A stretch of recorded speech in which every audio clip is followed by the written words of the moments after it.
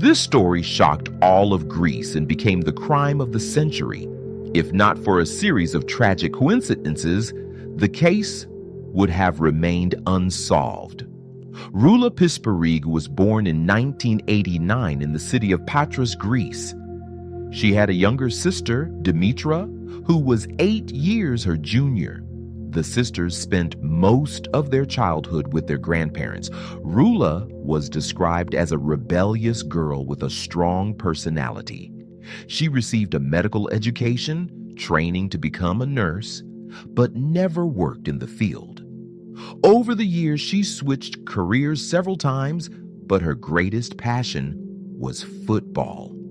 While working as a football referee, she met her future husband, Manos Daskalakis. At the time, he was a goalkeeper, and Roula fell madly in love with him. Manos was 19, while Roula was 22. They started dating, and soon after, Roula became pregnant. The couple decided to marry. The young man's parents were against the union, not only because of Roula's odd behavior, but also because she was 3 years older. However, this did not stop Manos, and they got married in 2012. Shortly after, their daughter Georgina was born. Like her mother, she loved football, and Roula took her to training sessions. In 2015, their second daughter, Milena, was born. The family of 4 seemed happy, but behind closed doors, trouble was brewing.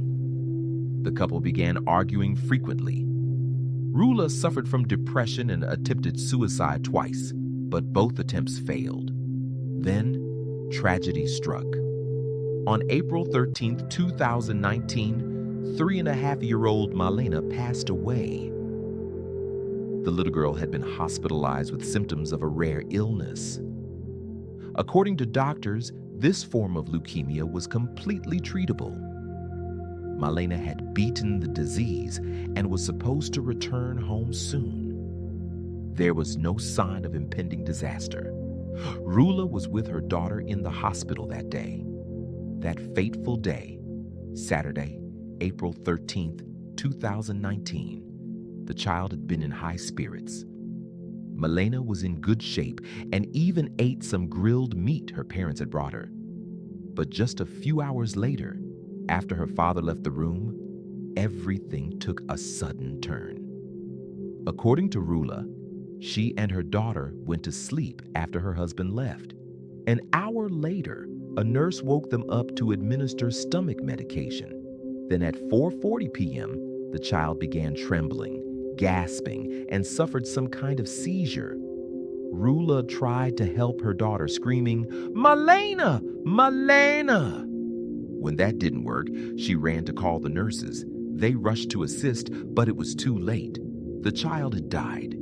The forensic examiner determined the cause of death to be liver failure and pulmonary edema.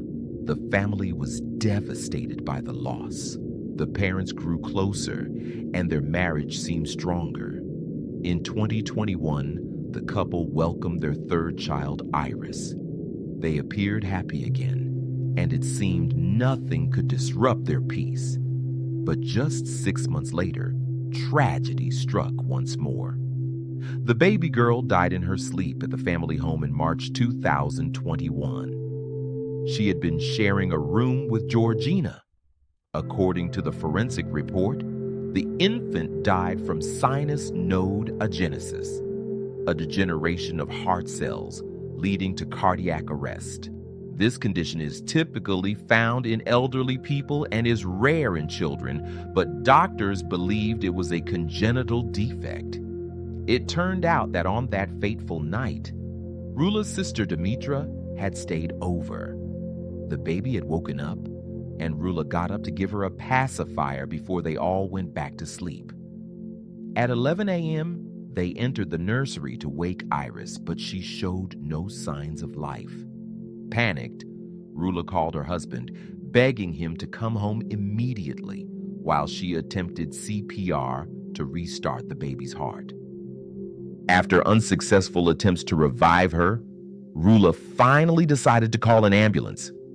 But only an hour later, When medics arrived, they confirmed the baby's death. Her body had already grown cold and stiff. The second child's death raised serious questions about the mother's actions. Why hadn't Roula called an ambulance immediately, instead trying to resuscitate the baby herself? Why had she called her husband first? Precious time had been lost, time that might have saved the child. Roula explained her behavior by saying she had panicked and only realized an hour later that she needed to call emergency services. Now, the family was left with only one child, their eldest daughter, Georgina. Even before Iris's death, the couple's relationship had been strained, and this new grief drove them further apart. The problems in the family kept mounting, and divorce seemed inevitable. The eldest daughter also began experiencing health issues. Just 15 days after Iris's death, Georgina was hospitalized with seizures. Doctors worked on her for 40 minutes and through extraordinary efforts managed to revive her. She was diagnosed with heart failure, which led to the implantation of a defibrillator and pacemaker. After that, she remained under medical supervision and was hospitalized multiple times with encephalopathy of unknown origin. Georgina suffered from unexplained seizures, and despite extensive neurological testing, doctors couldn't determine the cause. They decided to transfer her to another clinic for further evaluation. But then, on January 29th, 2022, the unthinkable happened. 9-year-old Georgina died. This shocked everyone. Her death was the most baffling of all because, unlike her sisters, she had no prior life-threatening conditions. When doctors were desperately trying to save the girl, her mother, Roula Pispirigou, suddenly announced, "She's gone. Leave her. Stop the efforts. It's pointless. Georgina isn't coming back. She's suffered enough. Let her rest." What stunned the medical staff even more was that Roula didn't appear distraught. She seemed eerily calm. A few hours after Georgina's death, Roula posted on her social media, "I gave birth to you. I gave you life.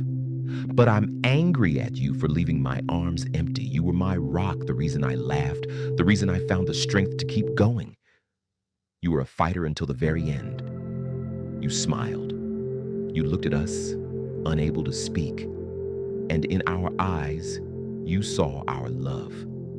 Goodbye, my baby. Say hello to your sisters for me. To me, you never left. And you never will."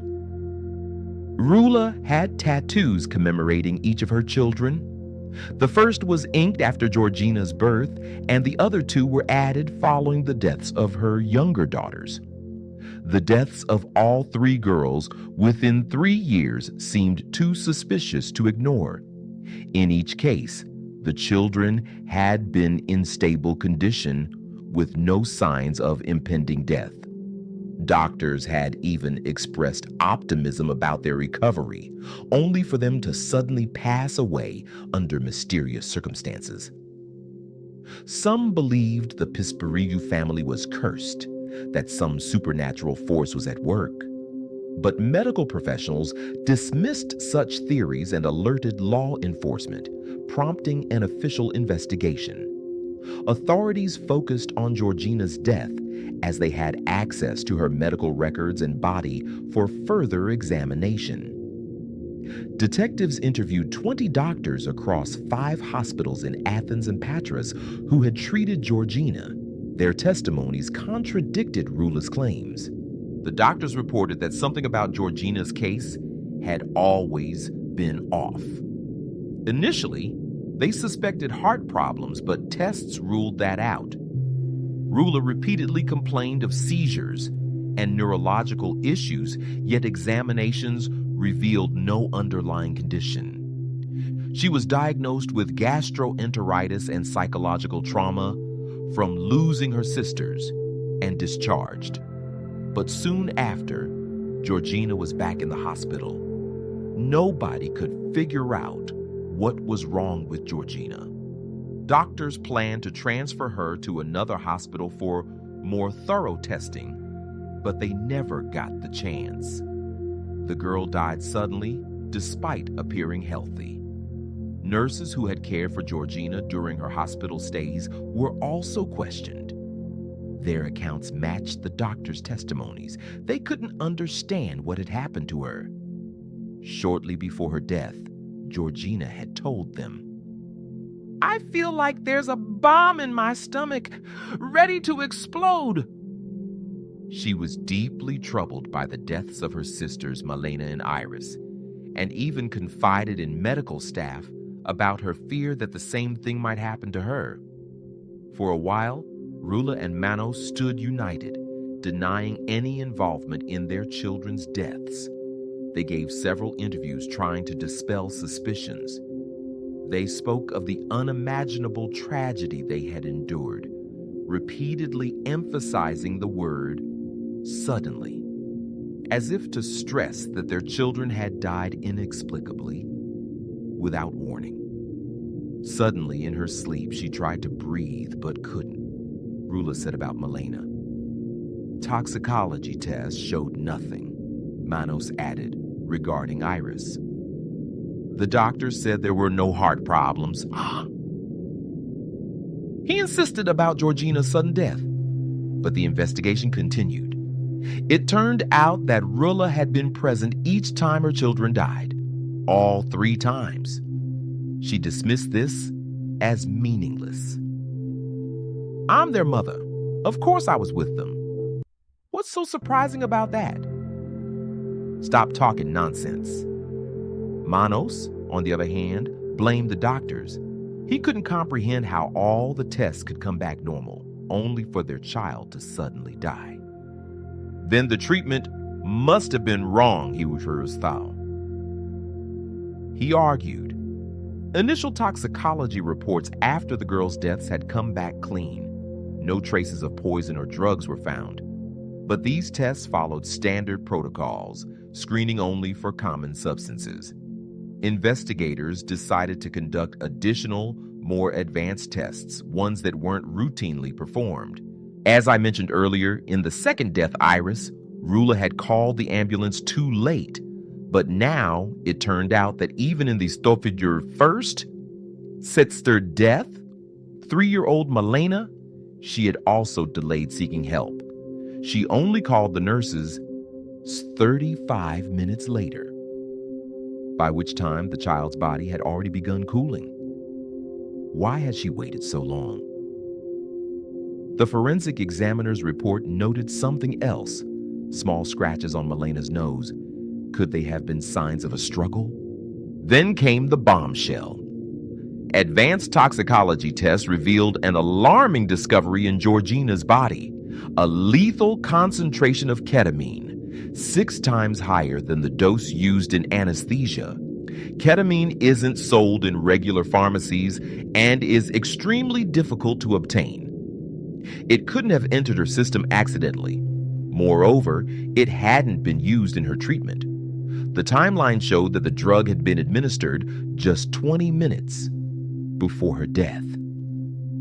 But who could have injected it? Medical staff had last checked on Georgina hours before her death. The only person in the hospital room at the time was Roula. She was now the prime suspect. Authorities exhumed the bodies of the other 2 girls. While no ketamine was found, the forensic report from June 20th, 2022 concluded that both Malena, 3, and Iris, 6 months, had died from asphyxiation. Their deaths were ruled homicides.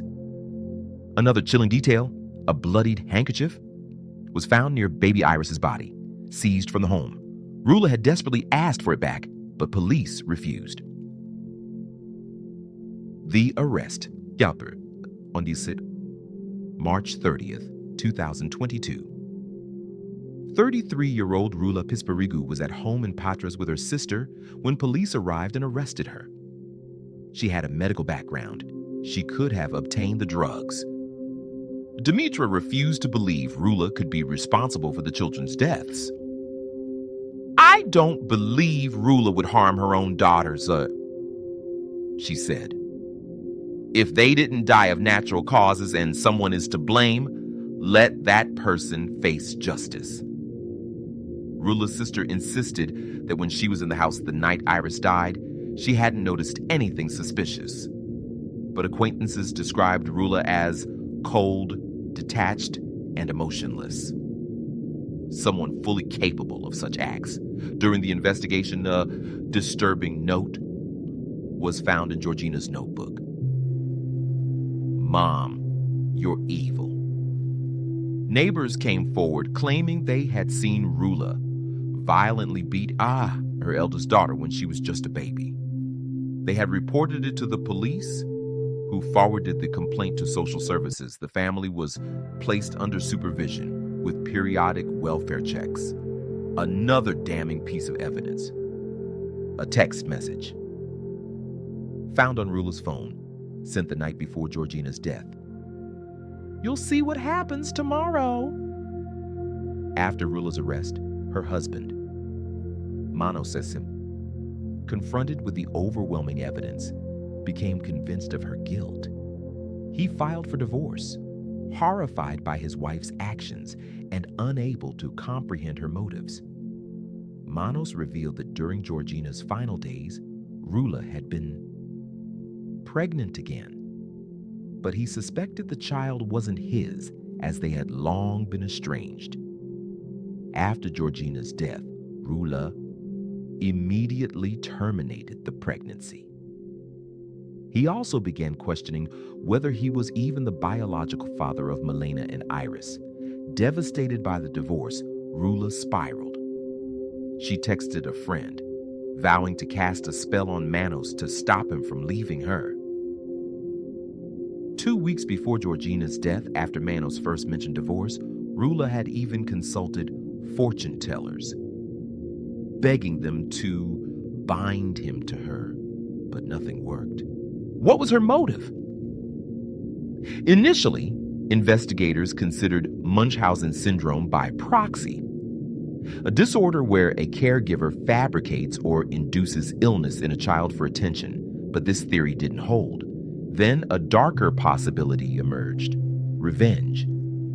It turned out Manos had a mistress. Roula knew he was cheating and considering divorce. Some believe she killed the children, either to regain his attention. After Milena's death, they did briefly reconcile, or to punish him. Demetra rejected this, claiming she had advised Roula to leave Manos long ago due to their toxic marriage. She understood, but stayed for the kids, Zahapfa, Demetra said, though she refused to believe her sister could murder them. A psychiatrist who evaluated Roula concluded she was obsessed with Manos, consumed by jealousy. She saw her children as narcissistic extensions of herself, indifferent to their needs. Public outrage.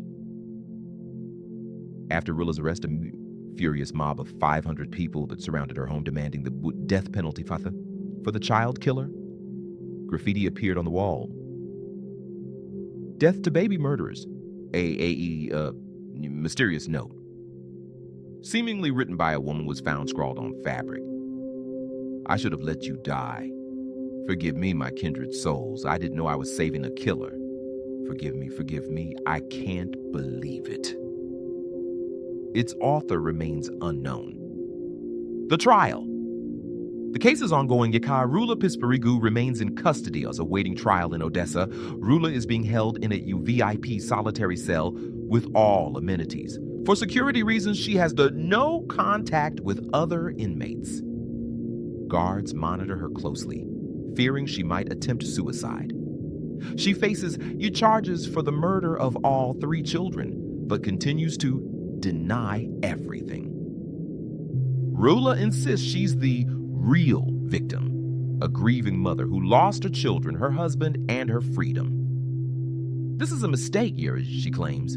"I'll walk free and fix things with Manos." Even now, she refuses to accept the divorce. But Manos wants nothing to do with her. He's moved on, dating another woman, planning a wedding, and even hoping for children. I'll keep following this trial and share the verdict when it's delivered. If you found this story interesting, subscribe to the channel, drop a like, and let's discuss in the comments. What do you think of this situation? Thanks for watching, and see you next time.